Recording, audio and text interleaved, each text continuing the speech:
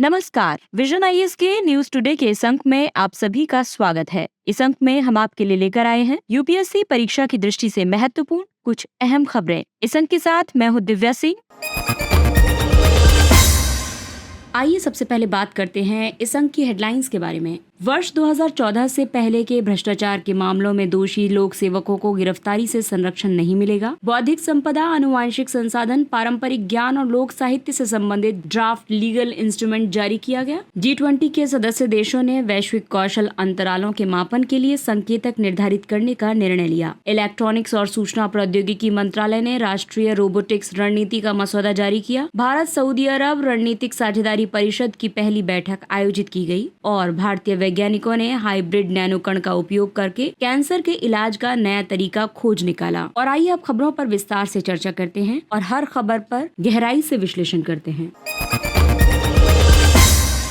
तो इस अंक की सबसे पहली खबर है, वर्ष 2014 से पहले के भ्रष्टाचार के मामलों में दोषी लोक सेवकों को गिरफ्तारी से संरक्षण नहीं मिलेगा। सुप्रीम कोर्ट ने 2014 में दिल्ली विशेष पुलिस स्थापना अधिनियम 1946 की धारा 6A को असंवैधानिक घोषित कर दिया था। अब न्यायालय की एक पीठ ने कहा है कि उसका 2014 का निर्णय पूर्व प्रभाव से लागू होगा, यानी रेट्रोस्पेक्टिव ढंग से लागू होगा, यानी कि अब 2014 से पहले के भ्रष्टाचार के मामलों पर भी उसका निर्णय लागू होगा। अच्छा, भारतीय संविधान में भी पूर्व प्रभाव की बात की गई है और ये मूल अधिकारों में की गई है, तो आप मुझे कमेंट बॉक्स में बताइएगा कि ये बात कहाँ की गई है कि पूर्व प्रभाव से संबंधित जो कानून है वो लागू नहीं होगा। और Delhi special police establishment act जो है वो किस संबंध में भी लागू किया जाता है, कौन सी ऐसी संस्था है जो इस अधिनियम के द्वारा चलती है, संचालन होता है जिसका, तो ये भी आप मुझे कमेंट बॉक्स में बताइएगा। तो साथ साथ में आपका रिवीजन होता रहेगा इससे। आपको बता दें कि DSP अधिनियम की धारा 6A को 2003 में शामिल किया गया था। इसके तहत केंद्रीय अन्वेषण ब्यूरो को संयुक्त सचिव और उससे ऊपर के रैंक के अधिकारी के खिलाफ भ्रष्टाचार के मामलों की जाँच से पहले केंद्र सरकार से मंजूरी लेने की जरूरत होती थी। सुब्रमण्यम स्वामी बनाम भारत संघवाद 2014 मामले में सुप्रीम कोर्ट ने इस प्रावधान को असंवैधानिक करार दिया था। शीर्ष न्यायालय का ये मानना था कि ये प्रावधान अनुच्छेद 14 के समानता के अधिकार का उल्लंघन करता है। सुप्रीम कोर्ट के निर्णय में जो मुख्य बिंदु थे वो ये थे कि एक बार जब किसी कानून को संविधान के भाग 3 के तहत गारंटीकृत किसी भी मौलिक अधिकार के उल्लंघन के आधार पर असंवैधानिक घोषित कर दिया जाता है, तब ऐसे कानून को उसके बनाने की तिथि से ही आरंभतः शून्य यानी वॉइड एब इनिशियो माना जाएगा। DSP अधिनियम की धारा 6 को असंवैधानिक घोषित करने से अनुच्छेद 20(1) प्रभावित नहीं होता है। ऐसा इसलिए क्योंकि अनुच्छेद 20(1) आपराधिक अभियोजन में प्रक्रियात्मक परिवर्तनों को पूर्व प्रभाव से लागू करने पर प्रतिबंध नहीं लगाता है, ये केवल सिविल मामलों में लगाता है। अनुच्छेद 20 के उपबंध 1 के मुताबिक कोई व्यक्ति किसी अपराध के लिए तब तक दोष सिद्ध नहीं ठहराया जाएगा जब तक कि उसने ऐसा कोई कार्य करने के समय उस समय लागू किसी कानून का कथित तौर पर उल्लंघन नहीं किया हो। Delhi police special establishment act 1946 को केंद्र सरकार के कर्मचारियों के खिलाफ रिश्वतखोरी और भ्रष्टाचार के मामलों की जांच के लिए लागू किया गया है। CBI को किसी मामले की जांच करने की शक्ति इसी अधिनियम से प्राप्त होती है।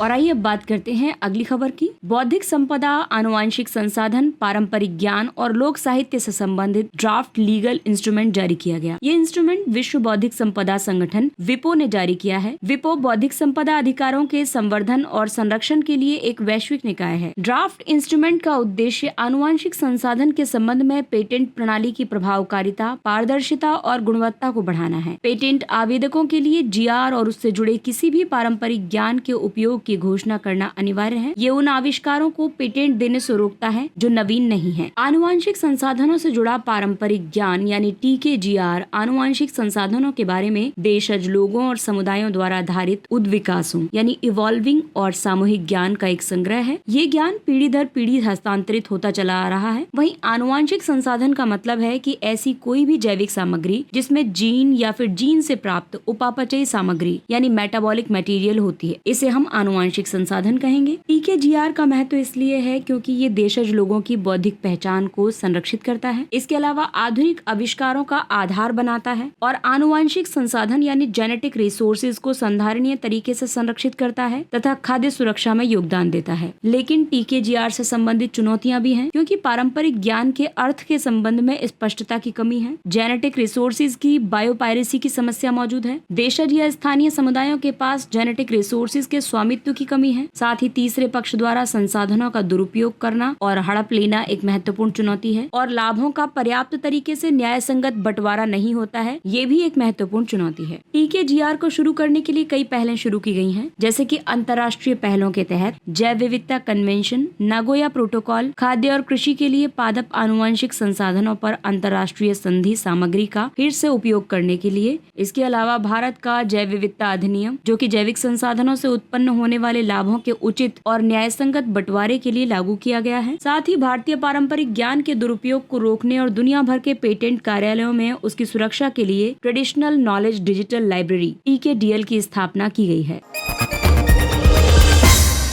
और आइए अब बात करते हैं अगली खबर की, जो कि G20 से संबंधित है। G20 के सदस्य देशों ने वैश्विक कौशल अंतरालों के मापन के लिए संकेतक निर्धारित करने का निर्णय लिया है। यानी कि अब एक ऐसा इंडेक्स बनाया जाएगा जो कि G20 देशों में कौन कौन देश कितने कुशल हैं ये निर्धारित किया जाएगा उससे। इसके लिए अंतर्राष्ट्रीय श्रम संगठन और आर्थिक सहयोग और विकास संगठन ने वैश्विक कौशल अंतरालों की निगरानी और मापन के लिए संकेतक प्रस्तावित किए हैं। इन संकेतकों पर G20 देशों ने भी सहमति व्यक्त की है। इसके अलावा ILO और OECD वैश्विक कौशल अंतरालों की निगरानी और मापन के लिए हस्तक्षेप लागू करने के लिए भी उत्तरदायी होंगे। कोविड-19 महामारी के दौरान तकनीकी प्रगति, वैश्वीकरण, जलवायु परिवर्तन एवं जनसांख्यिकीय बदलाव तथा जीवन यापन के समक्ष संकट ने कौशल आवश्यकताओं को प्रभावित करने और कौशल विसंगतियों को बढ़ाने में महत्वपूर्ण भूमिका निभाई है। कौशल विसंगतियों के प्रकारों में शामिल है कौशल की कमी, योग्यता संबंधी विसंगति, कौशल अंतराल, कौशल अप्रचलन और अधिक या कम कौशल। कौशल विसंगतियों के बहुआयामी और बहुक्षेत्रीय परिणाम हैं। व्यक्तिगत स्तर पर अगर हम देखें तो वेतन का नुकसान होता है, यानी कि अगर किसी के अंदर कौशल ज्यादा है और किसी के अंदर कम है तो डेफिनेट सी बात है कि जिसके पास कौशल है, जो कौशल दक्ष है, उसको ज्यादा वेतन मिलेगा और जिसके पास कौशल नहीं है उसे कम वेतन मिलेगा। इस एग्जाम्पल से ऐसे समझ सकते हैं कि जैसे अगर हम घर बनाने के लिए एक मजदूर और एक मिस्त्री को लेते हैं तो मिस्त्री का वेतन ज्यादा होता है जबकि मजदूर का वेतन कम होता है। वैसे ही काम और जीवन की संतुष्टि दोनों प्रभावित होते हैं, क्योंकि कुशल व्यक्ति को ज्यादा काम मिलेगा, वो ज्यादा पैसा अर्न कर सकता है, उसकी परचेजिंग पावर ज्यादा होगी, तो इससे क्या है, उसके जीवन में संतुष्टि रहेगी। और अगर इसके हम परिणाम उद्यम पर देखें तो उत्पादकता और कार्यबल टर्नओवर के लिए नकारात्मक परिणाम उत्पन्न हो सकते हैं। इससे नए उत्पादों, सेवाओं और प्रौद्योगिकियों की शुरुआत कमजोर पड़ती है। वहीं देश और क्षेत्र पर इसके परिणाम और ज्यादा व्यापक हैं। इससे बेरोजगारी में वृद्धि होती है और निवेशक हतोत्साहित होते हैं। भारत की अध्यक्षता में G20 रोजगार कार्य समूह ने कौशल विसंगति को समाप्त करने के लिए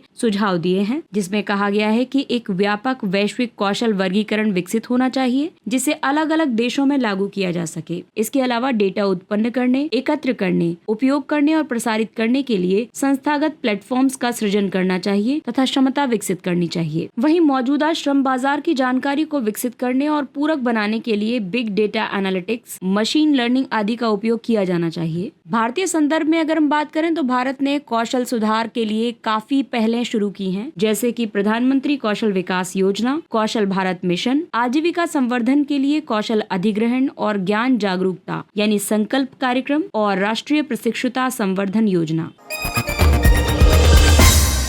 और आइए अब बात करते हैं साइंस एंड टेक क्षेत्र की। इलेक्ट्रॉनिक्स और सूचना प्रौद्योगिकी मंत्रालय ने राष्ट्रीय रोबोटिक्स रणनीति का मसौदा जारी किया। मसौदा NSR यानी नेशनल स्ट्रेटेजी फॉर रोबोटिक्स का लक्ष्य 2030 तक भारत को वैश्विक रोबोटिक्स लीडर के रूप में स्थापित करना है। ये मेक इन इंडिया 2.0 योजना के अनुरूप है। इसमें रोबोटिक्स को मुख्य उप क्षेत्र के रूप में शामिल किया गया है। रोबोटिक तकनीक में रोबोट का डिजाइन, निर्माण, संचालन और उपयोग शामिल है। रोबोट सेंसर के जरिए अपने आसपास के परिवेश निवेश के अनुरूप संचालित होता है और निर्णय लेने के लिए गणना करता है। नेशनल स्ट्रेटेजी फॉर रोबोटिक्स के मुताबिक रोबोट्स का वर्गीकरण किया गया है औद्योगिक रोबोट, सर्विस रोबोट और चिकित्सा रोबोट के तौर पर। इस रणनीति के लिए माइटी यानी कि इलेक्ट्रॉनिक्स और सूचना प्रौद्योगिकी मंत्रालय कार्यान्वयन एजेंसी है। कार्यान्वयन के लिए 2 स्तरीय संस्थागत ढांचा होगा। रोबोटिक्स ऑटोमेशन को प्राथमिकता देने के लिए रणनीति के लिए 4 मुख्य क्षेत्रों की पहचान की गई है। यह विनिर्माण यानी लॉजिस्टिक्स और वेयर हाउसिंग ऑटोमेशन, इसका काम प्रक्रिया को सुगम बनाना है। वहीं स्वास्थ्य और देखभाल सेवा, जिसमें कि सर्जिकल रोबोट और टेलीमेडिसिन के क्षेत्र में रोबोटिक्स को अपनाया जाएगा। वहीं कृषि में फसल की देखभाल, शाकनाशियों की स्पॉट स्प्रेइंग के तौर पर इसका इस्तेमाल किया जाएगा। और राष्ट्रीय सुरक्षा में लड़ाकू रोबोट होंगे और लैंड माइंस का पता लगाने के लिए रोबोट्स का प्रयोग किया जाएगा। लेकिन मौजूदा चुनौती ये है रोबोटिक्स के सामने कि रोबोटिक्स तकनीक को अपनाने की गति संतोषजनक नहीं है, यानी कि बेहद धीमी है। भारत में रोबोटिक्स क्षेत्र में पर्याप्त कौशल उपलब्ध नहीं है। अलग अलग क्षेत्रों के बीच सहयोग की कमी है। नैतिकता संबंधी चिंताएं भी हैं, जैसे कि निजता का उल्लंघन, और रोबोटिक्स क्षेत्र के लिए अलग से कोई कानून भी नहीं है। इसके लिए इस रणनीति में ये सिफारिशें की गई हैं कि रोबोटिक्स नवाचार इकाई के नेतृत्व में मजबूत विनियामक ढांचा निर्मित किया जाना चाहिए। इस क्षेत्र में भी सेंटर ऑफ एक्सीलेंस व्यवस्था लागू करने की जरूरत है। इसमें निजी क्षेत्र के ऐसे भागीदारों को शामिल किया जाना चाहिए जिन्होंने प्रयोग के तौर पर अपने डिजाइन या प्रोटोटाइप तैयार किए हैं। विनियामक सैंडबॉक्स सुनिश्चित करने चाहिए। साथ ही रोबोटिक्स औद्योगिक क्षेत्र विकसित करने चाहिए। स्टार्टअप्स को सलाहकारी समर्थन देने की जरूरत है। इसके अलावा उच्चतर शिक्षण संस्थानों की अनुसंधान क्षमता का भी उपयोग किया जाना चाहिए। भारत में अगर हम रोबोटिक्स की स्थिति देखें तो विश्व रोबोटिक्स रिपोर्ट 2022 के मुताबिक कारखानों में वार्षिक आधार पर औद्योगिक रोबोट स्थापन के मामले में भारत विश्व में 10वें स्थान पर है। भारत में परिचालनरत औद्योगिक रोबोट्स स्टॉक 2016 और 2021 के बीच 2 गुने से ज्यादा हो गया है।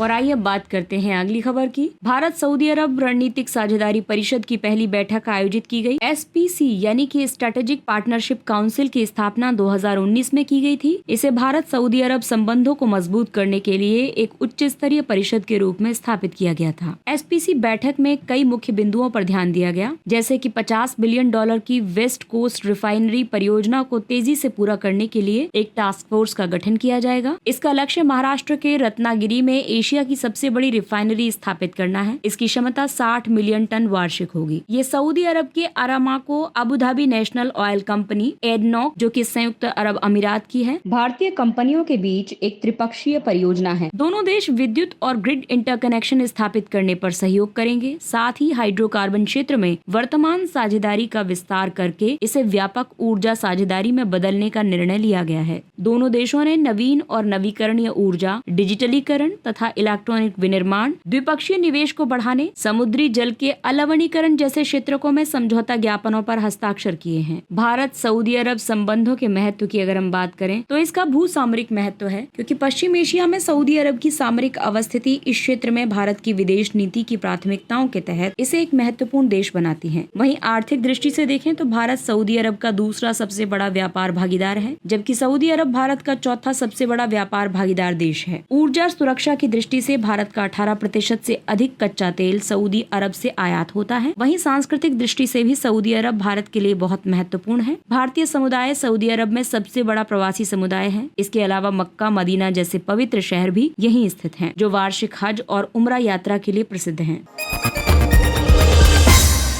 और आइए अब रुख करते हैं अगली खबर का। ये खबर साइंस एंड टेक से संबंधित है, यानी कि ये पेपर 3 का टॉपिक है। भारतीय वैज्ञानिकों ने हाइब्रिड नैनो कण का उपयोग करके कैंसर के इलाज का नया तरीका खोज निकाला है। आप सभी ने अपने आसपास देखा होगा कि पिछले बीते वर्षों में कैंसर के रोगी लगातार बढ़ रहे हैं, और अगर हम भारत में इसके इलाज की बात करें तो बहुत ही कम ऐसे हॉस्पिटल्स या फिर ऐसे संस्थान है जो कि इसका इलाज कर सकते हैं।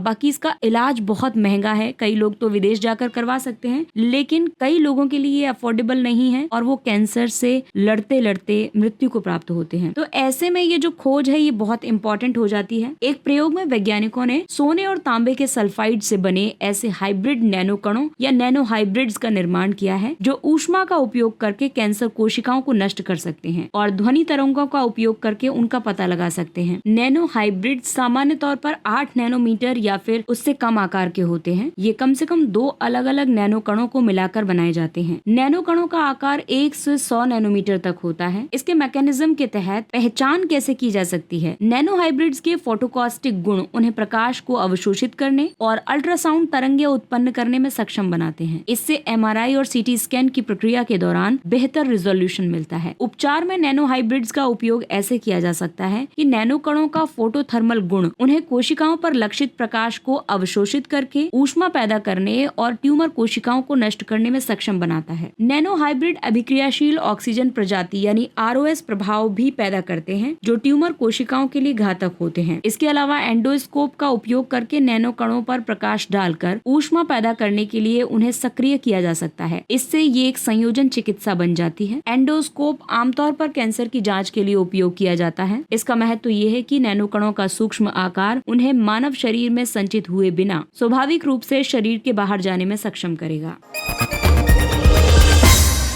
और आइए बात करते हैं कुछ अन्य महत्वपूर्ण सुर्खियों की। Bharat United kingdom infrastructure finance bridge, ये नीति आयोग और सिटी ऑफ लंदन कॉर्पोरेशन के बीच एक सहयोगात्मक पहल है। इसका उद्देश्य भारत में अवसंरचना परियोजनाओं में निवेश के अवसरों का पता लगाना है। साथ ही मुख्य अवसंरचना परियोजनाओं की संरचना तैयार करने और उन्हें चरणबद्ध रूप से पूरा करने में लंदन शहर की विशेषज्ञता का लाभ उठाना है। इसका महत्व इसलिए है क्योंकि ये पहल भारत में महत्वपूर्ण अवसंरचना क्षेत्र में दीर्घकालिक निवेश सुनिश्चित करेगी। इससे यूनाइटेड किंगडम और भारत दोनों में आर्थिक समृद्धि, रोजगार सृजन तथा साझा समृद्धि की नींव को मजबूती मिलेगी। इसमें संधारणीय अवसंरचना के विकास के प्रति प्रतिबद्धता व्यक्त की गई है। इसके तहत सतत विकास लक्ष्यों के अनुरूप पर्यावरण अनुकूल परियोजनाओं को प्राथमिकता दी जाएगी।